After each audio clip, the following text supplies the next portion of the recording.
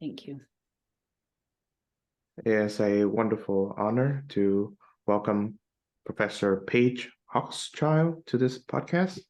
She is the Associate Professor of Theology at Mount St. Mary University. And today we're discussing St. Augustine, in particular, her work on the great Catholic saint, Memory in the Theological Anthropology of St. Augustine. How are you today, Paige? Thank you for joining us. I'm just fine. Thanks for having me. Right, so I should like to begin by asking you, why does Augustine still command scholars and readers' interest today? Oh, that's a great and complicated question. I think on the one hand, with undergraduates now, I'm doing a history of Christian thought class, and it's so clear around, at least by the 3rd century, that the most important theological work is happening in the Greek language and in that half of the empire. And then when you pick up Augustine's works, and there's a lot of questions about the extent to which he knew Greek. He says he knew it very poorly, but how he knows Greek poorly versus how we tend to know Greek poorly is probably very different. He's doing theological work that shows a very sophisticated knowledge of the language, the theological language with regard to the Trinity and Christology in both Greek and Latin theology. So I think he commands attention. The first reason would be because he is the greatest Latin speaking theologian in the early church. So he's taking the fruits of the work in the Greek theological tradition and coming back to the major councils that give us Orthodox Christology, the work of Pope Leo as well included in that. So I think he's important because he's a Latin theologian with an unclear but significant appreciation of the Greek tradition. The second reason, and this is part of what led me to be interested in memory, is while we know historically at what point certain key texts of Aristotle and Plato are lost, at the same time there's this ongoing tradition of Neoplatonic interpretation of these ancient texts. While the question, when Augustine refers to studying in the Confessions, the Libri Platonicorum, like what were these books, is probably an insoluble question. That said, he clearly has a pretty masterful reception of ancient philosophical work. And again, part of my interest in memory had to do with, you read a lot of scholarship in Augustine, and it either starts in Plotinus or with Latin Stoics. All these different approaches offer, I think, some sort of key insight into what Augustine is doing, but he's really he's there with Aristotle. We don't exactly know how. He's read Irenaeus probably through Tertullian's translation. He's dealing with different controversies that propose a vicious dualism in the human person. And again, we cannot trace this the genealogy textually speaking, but he's dealing with the great ancient philosophical problems of the nature of the human person in a very sophisticated way, in his early works, his middle works as well. Does that make some sense? So Yeah. theologically, ecclesially on the one hand, and that's leaving aside all the controversy he had to deal with later as a bishop, which would inflect his works in different ways. But secondarily, he is a surprisingly rich inheritor of ancient philosophical culture. And he's trying to bring that into conversation with the Catholic understanding of the human person. Right. So following up on that, to what extent can non-Christians learn from him? Oh, that's a great question. I think a lot. I mean, two things I would say to non-Christians. On the one hand, just reading confessions, we often, in a Catholic university context, provide students with this polarity of, here's St. Thomas Aquinas, who I think uses the first person singular maybe 3 times in all of his work.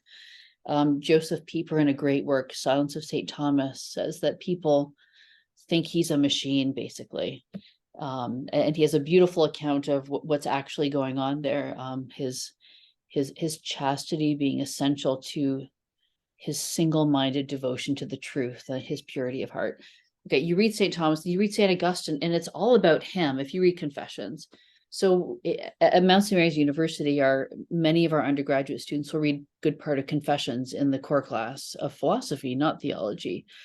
And I think because he's relatable, a text like that is a good one to pick up. You're in the first 3 books, and he's talking about being a bad kid, about making out with his girlfriend, and stealing stuff with his gang of friends, and while from a more sophisticated literary perspective, those scenes they clearly have a universal link to Revelation. The theft of pears, for example, the taking of the apple in the Garden of Eden. He presents them as very personal. So I think it's a rhetorical move that he's making very deliberately, and he brings people into the conversation who have no idea what they're getting into. So that's the first thing. I think it's just that you get a sense of Augustine as the man. On the other hand, I think what does he offer to non-Christians? This would take a little bit more learning and kind of nerdy interests, but the fact that after his conversion and pretty close to the time of his ordination, he goes on a kind of monastic retreat, as it were, with his friends, and they want to live a kind of Socratic philosophical life. And this generates, as you know, his early dialogues where he asks questions about the good life, what is the true good, and he is in conversation with ancient skepticism. I think that's another way in to St. Augustine's thinking that for students who are ready for that level of philosophical discourse can be really interesting. The implications of a vicious relativism or a vicious skepticism. So for those who haven't read Confessions yet, how did St. Augustine come to the Christian God? How do you come to the Christian God? So, I mean, the Confessions is a work, it is an autobiography in a way, but it is a work of literary art. And he's very clear about that. Most students jumping into that text would read books 1 through 9. So, and book 1 begins with a beautiful prayer. I should run and get the text. I don't have it right in front of me, but he says, he prays, let me know you, Lord, let me know you as I also am known. And then he asks the question that he'll echo again at the start of book 10. Why am I looking for you? Why am I asking where you are in my life? If were it not the case that in you I live and move and have my being, I couldn't even pose this question. So he begins with this strong sense of divine providence at work. And then when he shifts to historical events, even his birth, which there's no way he could have remembered that. He remembers being a baby and having a nursemaid who had her own child, because most noble women would not have nursed their own children, and being greedy for the other breast. And he's making a comment about how original sin or just human nature is pervasively at work from the first day of our life. So he shifts into this autobiographical mode, but that sense of divine providence really comes out super explicitly by book 5, at least. And he realizes that God was always there doing something, but he didn't have the eyes to see. Yeah, so for people who have never read Confessions, I think just jumping into book 1 and at least committing to get to book 9, although book 10 is worth it. By the end of book 9, his mother dies, Saint Monica, and he's praising her, and he's come to the faith. I'll say a bit more about the books in the middle very quickly, but it's a really interesting ending, because when he shifts to book 10, he says, okay, enough about what I have been. That was my past. Now I'm talking about who I am. I'm a bishop now. Everything, I'm great with Jesus. And this is what I am right now. And it's beautiful, but it's also it's very difficult. His point being that, the life of holiness is an ongoing struggle. I think one of the most important, beautiful points in Confessions is at the end of book 10, when he's done this analysis of the threefold senses of sin, the concupiscence of the eyes, etc. And he just says, I'm a problem and I can't solve the problem. I just cast myself before your mercy, Lord. And he picks up this classic text, The Life of St. Anthony by St. Athanasius. And he decides, I'm going to run to the desert. I'm going to live in a cave and I'm going to do battle with my sins and everything's going to be awesome. And God says to him, no, I'm sorry. If you can't be holy in the church, you're not going to be holy, like in the world, you're not going to be holy in the cave. So that's kind of the arc from books 1 through 9, but then adding in book 10 at the end. But I would say to both non-Christian and Christian readers, it's worth persisting past books 1 and 2. Certainly, I think a couple of key moments. Many philosophy professors or classes will focus in books 7, especially 7, 8, where he for reasons that I still cannot fully understand, he is drawn up with this cult of Manichaeism for many years, and you're familiar with this. And this is something that recurs. It exists in the earlier church in the form of Gnosticism. It exists in the 13th century, Valdensianism. It recurs again in different religious traditions. It's very dualistic. Good and evil have an equal kind of substantiality. And he's engaging all these arcane rituals in order to become more holy and free himself from evil influences. And two things, book 6, 7, 8, especially 7, where he reads the books of the Platonists, kind of awakens his eyes, something analogous to what Plato discovers in the Phaedo, which is the reality of the immaterial, that there are immaterial truths, immaterial things, and that God's nature, if this is a God actually worth our worship, he's not going to be like Jupiter or Zeus wearing armor and having all these family squabbles. He's going to be actually an immaterial being who is absolutely good and is a providential God. So I think for many readers, that point where good philosophy purifies his thinking is essential. But on the other hand, going back to book 5, because his preparation for his conversion is not just a philosophical move, you see in book 5 several interesting parallels. And at the start of the book, he goes to meet the great Manichae teacher, Faustus, who's going to explain everything, make everything clear to him, and he's just really disappointed. And on the other side, towards the end of the book, sort of interposed with that, he meets St. Ambrose. And he talks about a scene in which he sees St. Ambrose reading the scriptures and speaking silently with his mouth. And St. Ambrose, on the one hand, is a good teacher and makes the Bible reasonable to him, attractive and intelligent. He sort of opens up some of the keys that we all need to reading scripture. But also he's a good father to him and a good friend, and he's a good teacher. So yeah, I would say jumping into Confessions, you want to make it at least to the end of book 9, but pay attention on the one hand to what good philosophy does for Augustine. But on the other hand, I think some scholars of a certain generation present this philosophical preparation as though it's inevitable that he's going to convert after reading some books of the Platonists. Whereas I think book 5 is essential because he rejects a bad teacher and a bad father in place of a good one. And also that book, in a really interesting way, begins with the death of one of his close friends. And he's beside himself. He's crying. Why am I crying? And he realizes that he loves this man as though this man was for him. So I think that's in an important way, that appreciation of death, the reality of death, of human mortality, is an essential part of his preparation for understanding the reality of the immaterial nature of God. Hope that makes some sense. Yes, I think so. And yeah, the Confessions was an important resource for me, actually during my conversion to Catholicism. So yeah, I can identify with Augustine in some way, shape, or form. And can you say more about that, or is that not what you want to do right now? I can spend a few minutes on it. I mean, I've only been a Catholic for a year, and COVID had a lot to do with it because I was going through some personal difficulties during that time too, on top of the pandemic, and I realized that there's a need for some sort of spiritual / ethical guidance in life, and thankfully I was on my way back to my home country, which is Hanoi at that time. I was in Canada, actually. I was doing my undergraduate studies. And I actually know a cousin of mine who's a Catholic. He's basically the only Catholic in my side of the family.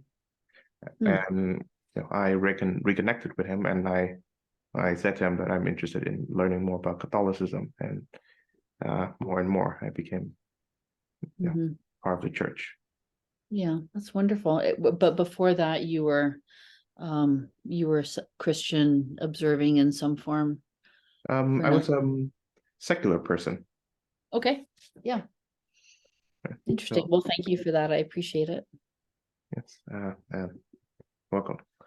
So, tell us more about the Manichaean heresy and how Saint Augustine sort of renounces his adherence to that. Yeah, I wish I was in my office, had these books in front of me. As with Rowan Williams' work on Arianism, part of the problem with studying heresy in the early church is that most of the accounts, really not documents, but most of the accounts that we have of their beliefs and practices are told by people who oppose them, which doesn't drain them of value. But when you're in a fight with somebody, you don't present them in the best light, generally speaking. So again, as with Rowan Williams' work on Arianism, there's been really important, valuable work done on Pelagianism on the one hand, Manichaeism on the other hand, and then Donatism or Donatism, if you prefer, on the other hand. So because I have not done a lot of research in the area of Manichaeism, I'm just admitting from the get-go that I'm going from the working with my my sense from the voices that are reporting them. And even having said that, Manichaeism arises from Gnosticism is in itself very complicated, because you probably know from your own study that the discovery of the Nag Hammadi Codex not that long ago, that our understanding of early Gnosticism through Irenaeus and other writers is very piecemeal. So Augustine gives accounts of, he alludes to kind of weird practices, what some might call theurgic practices, to do with certain foods to release like evil humors or spirits, this or that. And it's very hard to know, honestly, from these texts, what is impression, what is limited understanding. So, but just to pull out a few things that I think are by and large agreed upon by scholars. I use the term dualistic, and to be a dualist is not always a bad thing, because the human person, as with the order of the cosmos, is at least twofold. It's material and it's immaterial. And I know that's not obvious. That's why Plato and others spend a lot of time in it, and Aristotle in his Metaphysics spends at least 5 books of the Metaphysics on non-material being. But in the case of the human person, dualism can be just an affirmation that we have multiple aspects to ourselves. In the case of Manichaean dualism, we're talking about a physicality and a spirituality or immateriality, or in a less sophisticated way, a sort of good stuff, bad stuff, but on the whole, a view of the material as negative. And that has metaphysical implications, but also moral implications.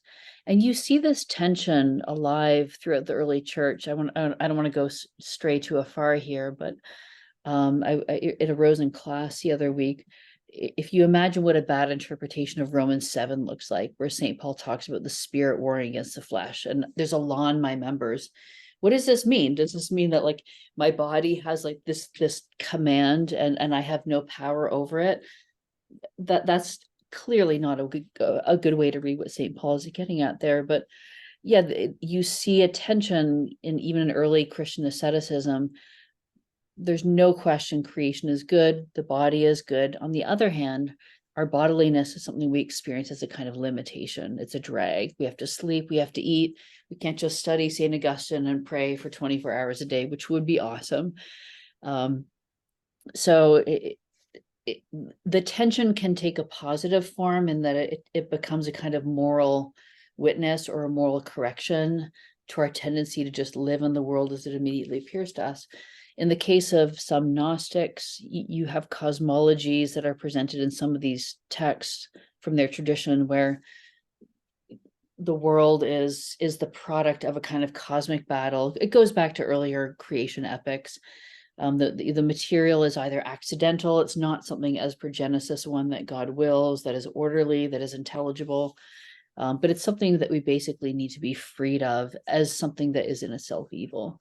So I think I tell my students that every heresy or false teaching in the life of the church, as Augustine says, there will be falsehood in the church as within us until the last day, and that's a gift, because it requires us to purify our thinking and understand what we believe better.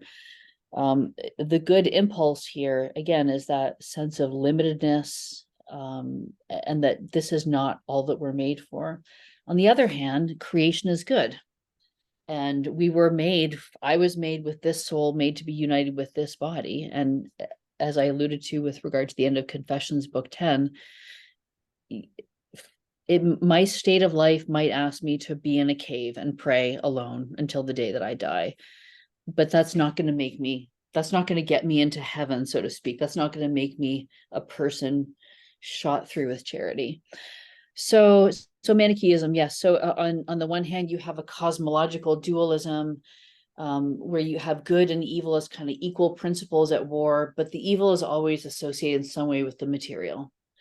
And this may even go back to the tradition of the Sadducees, but I'm not a biblical scholar, so I'm not going to push that. Marriage, sexuality was generally frowned upon in these contexts. You even see this in some early church defenses of celibacy as well, a tendency in that direction. So a dualism that's both metaphysical and moral in character. Something that I think is really interesting, and Irenaeus, writing before Augustine, really draws this out, is that Gnosticism and Manichaeism is very much the same, is very elitist. Augustine is working his way through different stages of being initiated into the secret practices and secret teachings. And that's what he's waiting for from Faustus when he gets to book 5 Confessions. And Irenaeus he's not the first. Justin Martyr argues, he really emphasizes that, Justin Martyr, writing in the earliest days of Christianity in the Roman Empire, he's speaking to Romans who are versed in Stoic philosophy. He says, look, we Christians, we're not political. Of course, everything is political in some way. He says, we're following reasonable rules. We're good citizens. We pay our taxes. The Lord, St. Paul says, obey your ruler, and we take care of our poor. And he's making a kind of rational defense, but he also emphasizes, as Irenaeus takes up in more detail, that our scriptures, our revelation, our practices, they're open for everyone to see. Just pick it up and read it. So that's a really important dimension of it. And the language of the faith as Catholic, which is not a biblical term, is linked to this in an important way. It really is for everyone. It's universal. It's for everyone to examine. So this is, I would say, the first problem with Manichaeism is that metaphysical dualism that makes material creation bad somehow and worthy of escape, and not even needing redemption, worthy of redemption. The second thing is that structural and the hierarchical elitism of Manichaeism that really makes the true truth for just a few select people. And that's attractive to Augustine as a well-educated person, but also that becomes one of the key problems. And when St. Ambrose opens the scriptures to him and he realizes, oh my gosh, I thought the Bible was stupid because it doesn't follow the literary norms of great classical rhetoric. And I was not open to the fact that in a way, this text really is a unique moment of revelation for all. So those are two things. I could say a bit more, but I think those are the two most important things about Manichaeism for Augustine. Well, I find it fascinating that Augustine has become an inspiration for Reformation era thinkers like Luther, and I think to an extent Calvin too. But the way I see it, Augustine in his passion to prove these heresies wrong, he is actually working against the spirit of what Luther and Calvin are advocating for.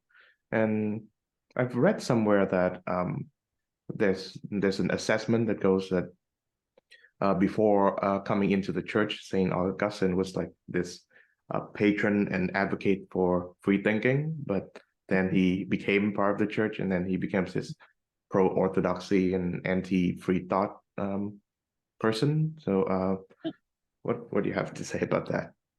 Oh, wow. No, I was I wouldn't say I was a card carrying Calvinist, maybe more inclined to Lutheran melancholy.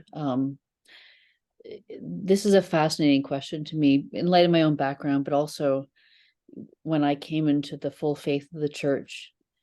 And at first, when I was teaching Catholic seminarians as just part of my workload, some guys would, I'd hear some people saying, so are you an Augustinian or a Thomist? But you haven't read either of them. Give me a break. But now I'm teaching a course on grace and the theological virtues, and it's all Augustine all the time. Like, so the opposition of Augustine Thomas is simply untenable. I think it's completely outdated and discredited by now. But I do think it's important because I think people have this, it's pre-Reformation. Well, it's not pre-Reformation. That doesn't make any sense. This sort of stereotype that the reformers take St. Paul and Catholics take St. John, I guess. I don't know. These are all problematic in so many ways. You read Luther, and I mean, Luther is at his best, he's remarkable. Many people don't know that some of his most beautiful writings are about the Blessed Mother, Mary. He had a strong devotion to her. He had a strong commitment to the sacrament of penance that abided even after long after the church really broke apart. And even that sort of the self-referentialism of his own experience that can be kind of annoying. It has a lot of echoes of Augustine in it. And I think seeing the continuity is not a bad thing. I think it's actually essential. On the other hand, with respect to the course that I've taught just twice now in grace, predestination is something that, guys want to talk about. Like, St. Thomas handles predestination early in the first part of the Summa. One question. You open up Calvin, and then later writers after Calvin in that tradition. I'm just trying to think, is it Zwingli?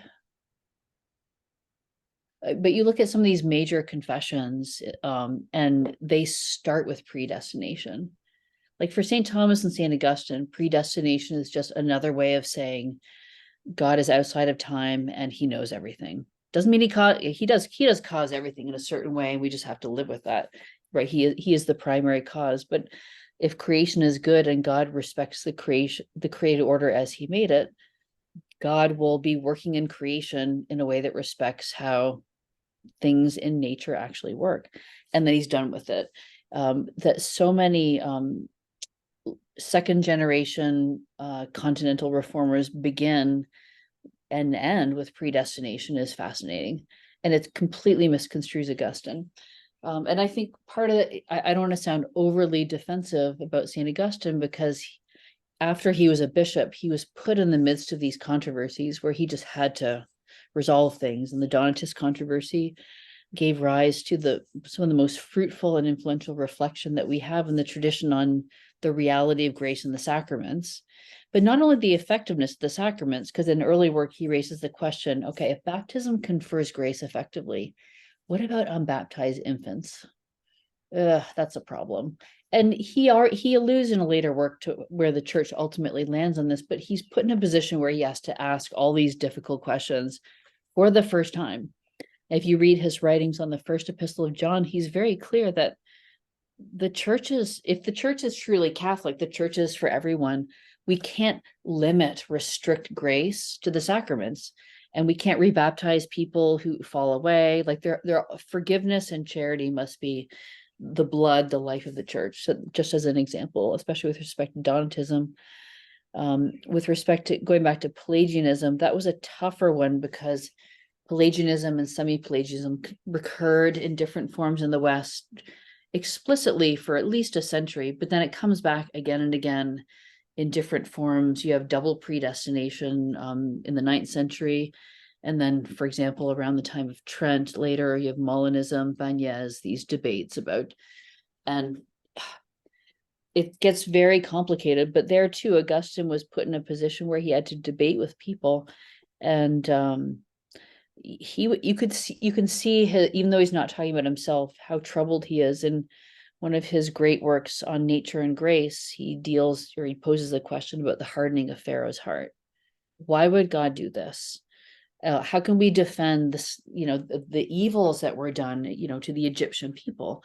Was Pharaoh, was he a bad kid?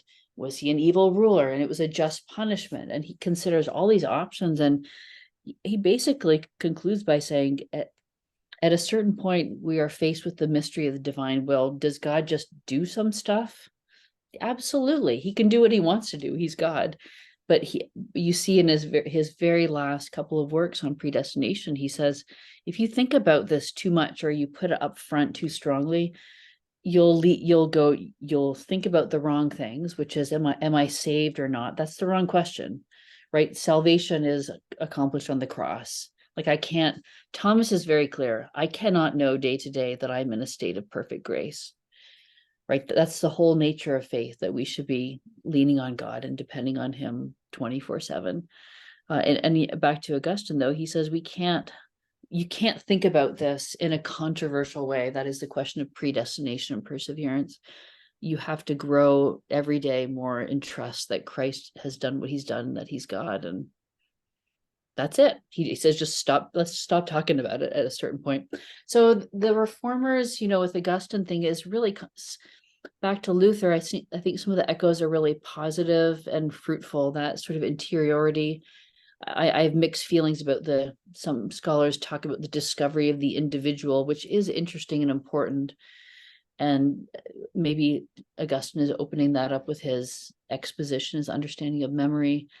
On the other hand, I think that we are, with Reformed thinkers, we're often stuck in stereotypes. Very few people actually read Calvin and realize he was a lawyer and a humanist and a classical scholar. And if you read the last version of his Institutes, there's a lot of Augustine and St. Thomas in there. But maybe that's more a matter of scholarly interest.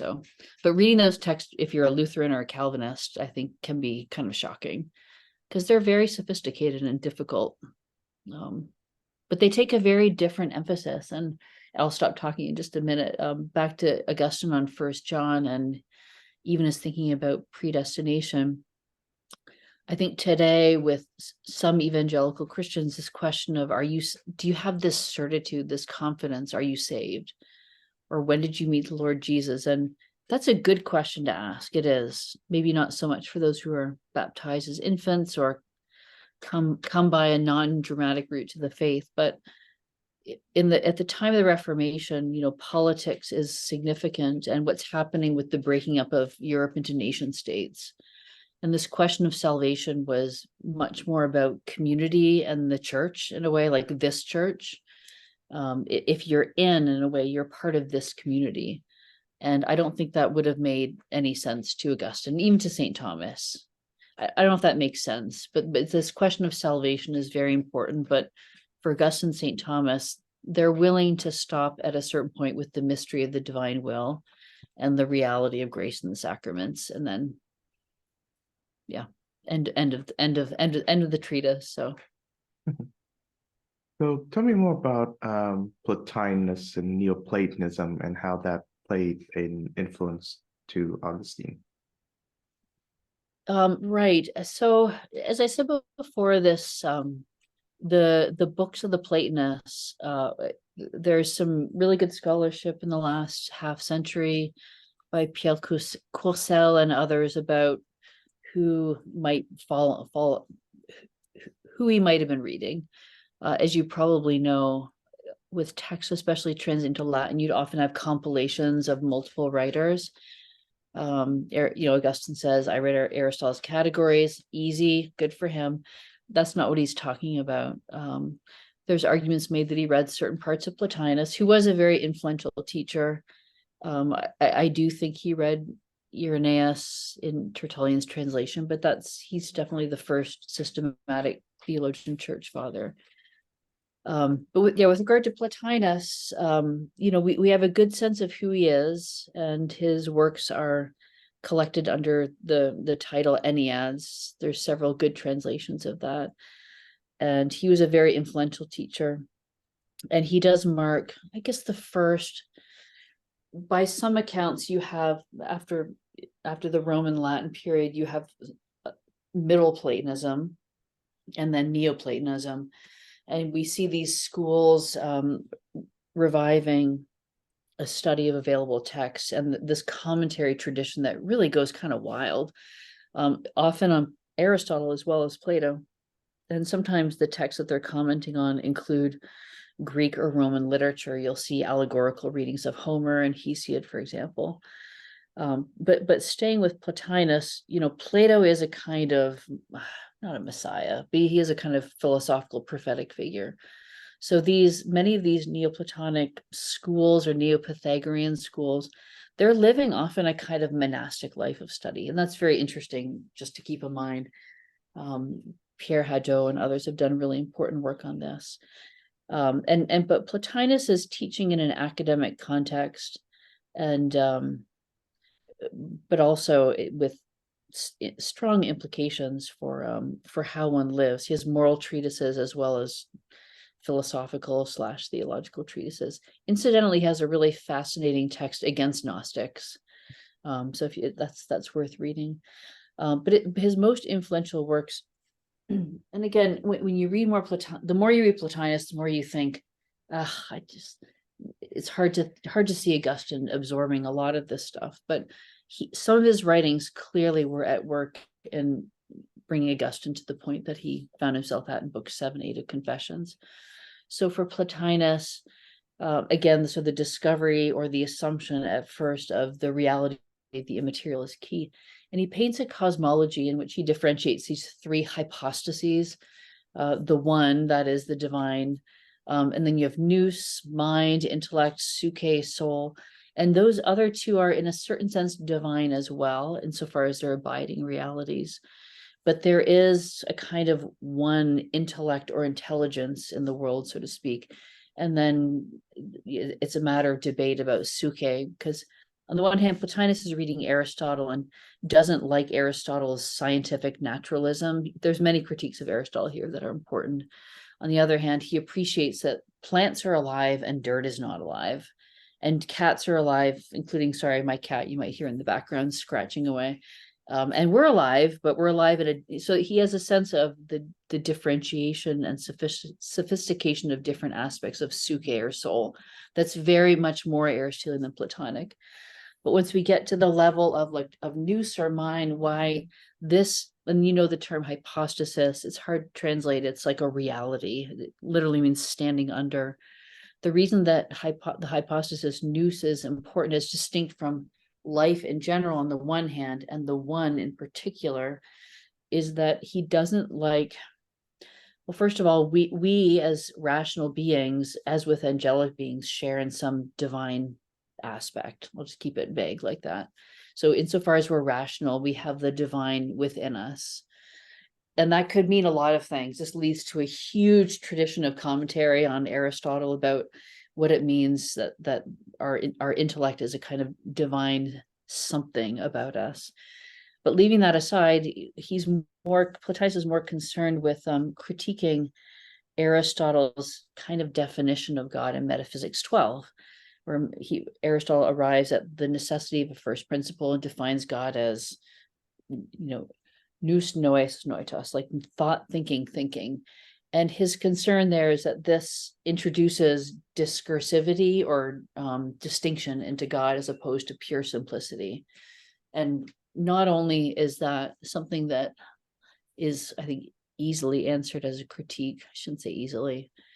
If anything, where the Christian tradition goes with that understanding of God as pure act and as intelligent act and as self-contemplative act. I mean, this is the basis as one example of St. Thomas's sort of opening up the plausibility of Trinitarian persons. That said, Plotinus reserves divinity in its fullness to the one because it is silent, it is unspeakable, it is absolutely transcendent by comparison with this dynamic nous principle, which is, yes, it's divine in a certain sense, it's angelic, and it's human in another sense. So, but again, what I could send you references, but some of his major Enneads, there's good reason to think that Augustine read some of them. As far as it goes with big picture cosmology, this was not something, when Augustine was a Manichae, he could have read Plotinus on these three hypostases and been just, I'm going to be a pagan Neoplatonist now. My mom will be really happy. And we don't really have a lot of evidence necessarily of that. There are really interesting resonances because Plotinus was writing at a time where there was still a very cosmopolitan conversation between Christian, Jewish, and pagan. That's not a negative term in this context. Thinkers. There's interesting movement between different thinkers, and as is common, Plotinus tells the story as to why there's anything other than the one of a kind of initial cosmic fall. He speaks of a tolma, like an initial pride, and it's that fall that leads to things proceeding from the one coming into being. Okay, now that sounds like we're going to Gnostic land, right? The reason that there's anything is because creation or something disobeyed God. Plotinus is emphatic. No. This is what we see in the world, even in material things, as beauty, as a manifestation of the goodness of the one. And this gives rise to this wonderful sort of trope in the Neoplatonic tradition of things proceeding or emanating from God and then returning to God at one and the same time. And you'll see this imagery, this language in Augustine at some point. But of course, for Augustine, as for the medieval tradition, where you have Arabic, Jewish, and Christian thinkers all talking to each other, creation can't be explained by the fall. It can't, because it's not evil. It has to be explained ultimately by the mystery of divine will, and it's fundamentally good. So we have to have recourse again to divine will. So anyway, Plotinus, he's fascinating. He's wonderful to read. And but as to the specific points of influence, I've alluded to a couple of things where you see, I think, influences, but also differences at one and the same time.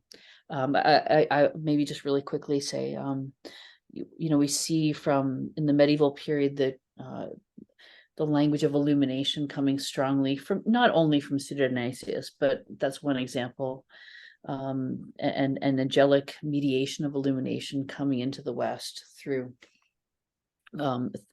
different translations of his work. And you see that language of illumination in Augustine. It's a very important, interesting topic. And students will ask, okay, this illumination, this divine light, is it the natural light in my mind that allows me to know things, or is it the light of grace? Great question. So you'll see these are very classic Platonic, Neoplatonic images and themes that Augustine works with a lot. So how does Augustine conceive of Christ? Oh, wow. Mediator, true mediator. That's it. That's an easier question. But it is, how does he conceive of Christ? I mean, if you, going back to Confessions, which you said that you read, Christ is being set up. The pieces of the puzzle, the personal puzzle of Christ, are being set up as you approach the end of Book 10, including his mother, the maternal dimension of Christ that's developed, for example, by a mystic such as Julia of Norwich, in his friends, in his teachers. So Christ, I've never really thought about books 1 through 9 that way. So you give me something to think about a little bit more. I've spent more time lately thinking about Christ's priesthood. City of God, Book 10, and many of Augustine's sermons, he really focuses on this. But just as a first point, going back to Confessions, at the end, I mentioned him realizing basically Christ is the true mediator. That is, he has come into our condition, and he is our friend, our brother. He's in this radical, intimate solidarity with us.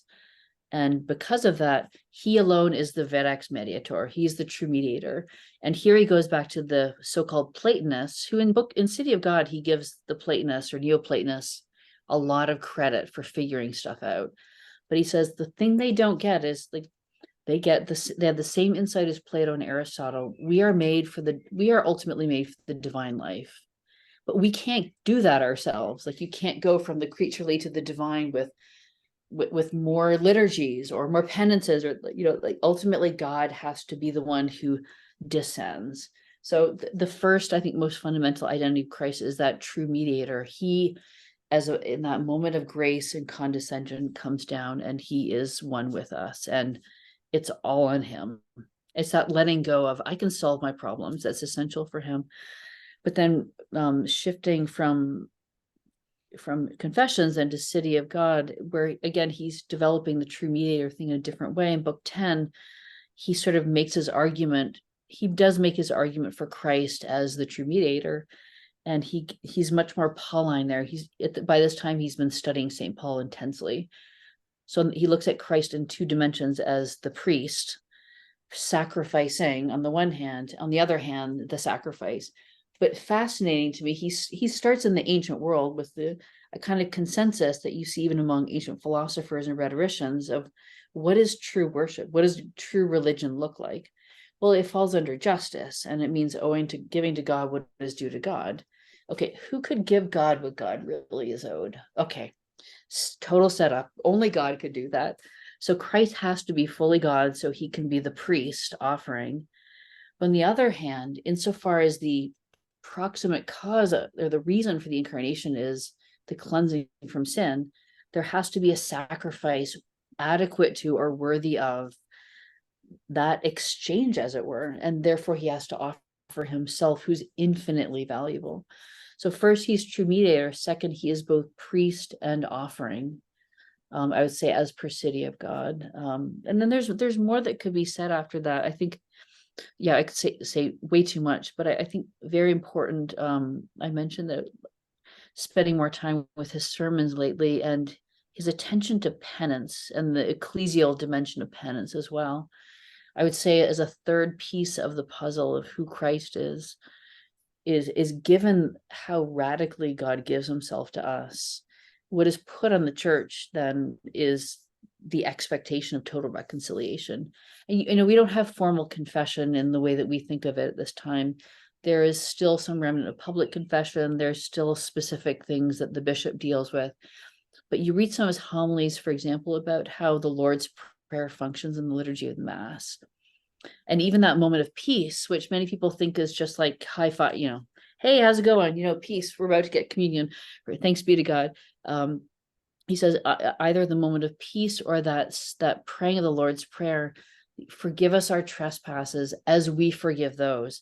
In many of his sermons, you see him saying, do not approach the altar if you have not forgiven your neighbor who threw his dirty trash on your lawn. Like just the little stuff, the demand that we show that kind of total reconciliation with our neighbor.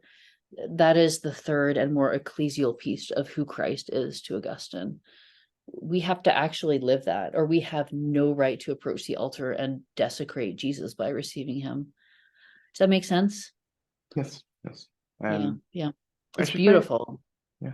Yeah. I should say that one of the courses that I'm taking this term is it's called Theories of Time, and it deals with the thinkers that we've discussed thus far, Plato, Aristotle, Plotinus, and Augustine. So this Yeah. whole thing is going to be very helpful in my studies moving forward. Interesting. Yeah, it's worth noting that in Confessions, book 11, he doesn't really give a definition. People say he gives a definition of time as a distentio animi, and some people interpret that as time is just subjective experience. But here's where I think going back to Aristotle, ancient physics is helpful, because Augustine knows the difference between the movement of the heavens and me sort of keeping track of time, the sort of subjective experience of time in a sense. And that's fascinating. And it becomes, as I'm sure a basis or a metaphor for the spiritual life and longing to live, to have a sense of how could it be, how is it that the angels are creatures and enjoy the eternity of God? If they can do it, somehow I can do it. I can stop feeling dissolved and busy all the time and be fixed on God. 100%. So I'd love to hear more about the course. It sounds wonderful. Yes, and we're going through. We went through Timaeus by Plato, and Mhm. now we're doing the physics by Aristotle, and Yep. supposed to compare and contrast these two and their Yes. views on time. Interesting. That's a fascinating approach to take. Mhm. Yep. Yes, and so let's talk about your book, your thesis. Actually, it's Mhm. on memory. So yeah. So what is your thesis, so to speak?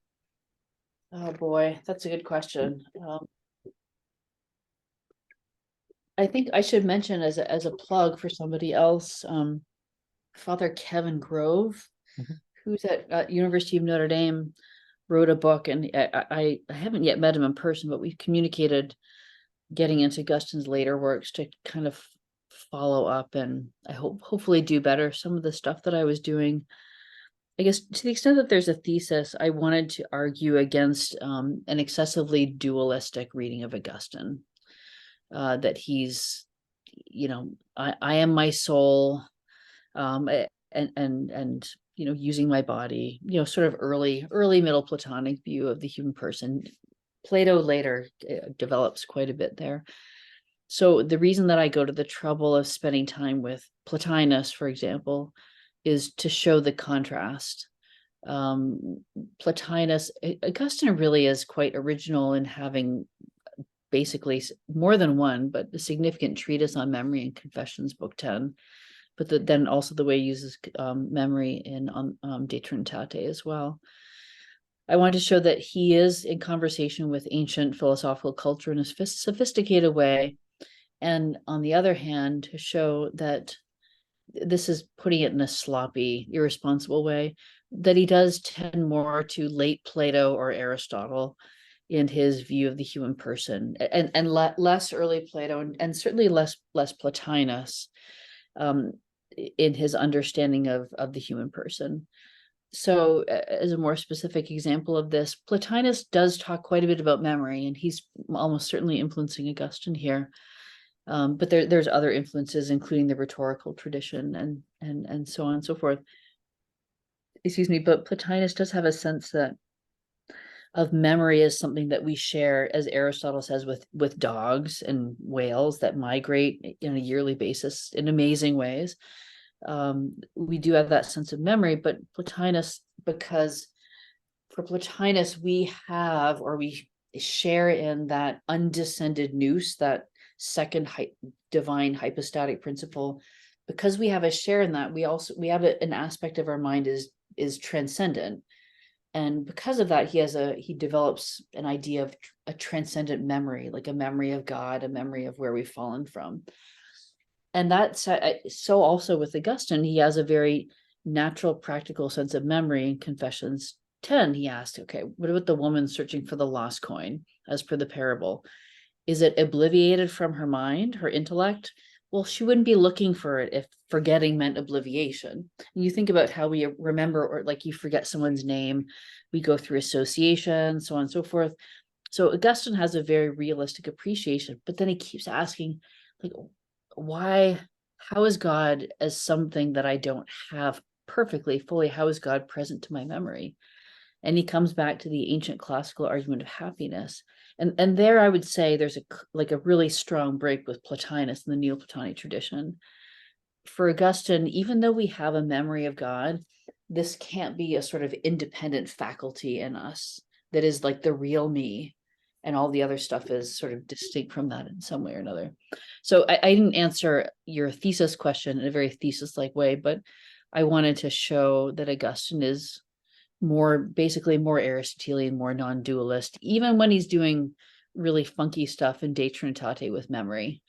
I think there, more than anything, you see him setting this up on De Vera Religione, on True Religion, but then also in City of God and the Genesis commentaries. I think time and language and reflection about time continues in a different way to be important for Augustine, not because he's stuck in some Platonic myth of all knowledge is recollection. That's clearly not plausible, but because he's starting to appreciate that revelation is history. You see this clearly in On True Religion, that And as he goes again and again at Genesis and other parts of scripture by way of commentary, what Revelation is primarily, fundamentally, is what God is doing in history. So when we speak about memory, in a way, that's a more personal anthropological correlation to what God contains in his own memory, as the God of Revelation. That was very confusing and unclear. I apologize for that, but I'm trying to link now. My interest now is less about the anthropology of memory, which I've said is, for Augustine, defining of the whole person, to what you see, for example, on the Trinity, where the memory of God is, in a way, the primary, the most important thing. And then when you look at his City of God and his biblical commentaries, what he's really focused on is the memory of God as God at work providentially in history. He's developing a theology of revelation there. I hope that made some sense. Yes, I understand. And I think for the final question, and I think this would borders on like Gnostic hermeneutics, but Go for it. Love it. So what would be in the memory of God? What does God remember? Oh, I don't see the Gnostic hermeneutic piece. What would be in the memory of God? Oh gosh. Well, primarily and essentially himself, God's self, as it were. That is what God contemplates. And then everything else in relationship to God, insofar as God is cause and everything else is effect. That's not a very interesting answer. But Augustine, in his own way, is dealing at times with the same kind of questions that St. Thomas is. How can God be one, identical with his essence, outside of eternity, or eternal in the strongest sense, and number the hairs of your head? Well, he knows all things as the cause of them. So I wish that's not a very beautiful or a thoughtful answer, though. I think what is in the memory of God is the Son and the Holy Spirit. That is what he's working out on the Trinity and other works. And he beholds all of us, within the wisdom and within the love of the Holy Spirit, and not just in a sense, a sort of juridical sense of he's looking at us and just looking at our best side and our best days, but he is looking at us with that realism of temporal history. And he, as the early church fathers appreciate, he is hard at work to bring us back home to him. So Yes, and I think one way that I can approach that would be, how Augustine at least approaches his own sins, right? He knows that God knows his own sins, and he knows that God will forgive his sins. But does God remember his sins? That's Yes. something worth asking. Yes. Yeah, and I mean, I think insofar as that realism of history is important, in a sense, yes, but in another sense, no, because when something is truly burned up in the fire of Christ's love, Christ has accomplished what God intended him to accomplish, which is that his love would be utterly transformative. I think the remembering of sins, I don't want to get off track here, but this did actually come up recently, because both Augustine and Thomas are very modest in reflecting on the resurrection of the body. They know that we have to be the same person in a sense, and that separation is in a sense unnatural. If you look, the last couple of books of City of God are fantastic here. They're very, very provocative.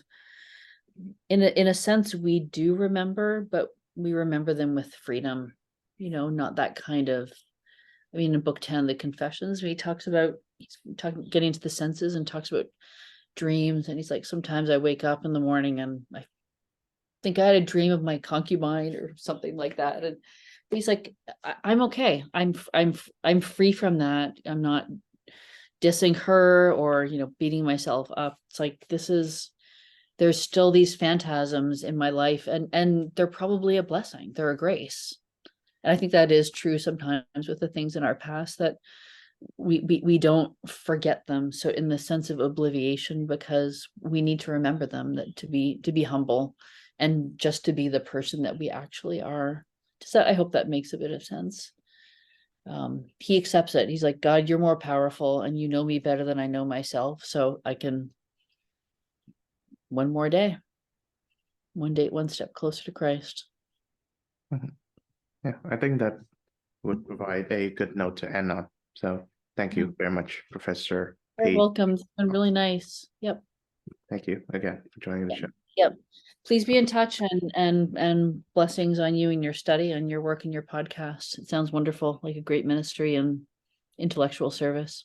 Thank you, man. Many blessings returns. Thank you.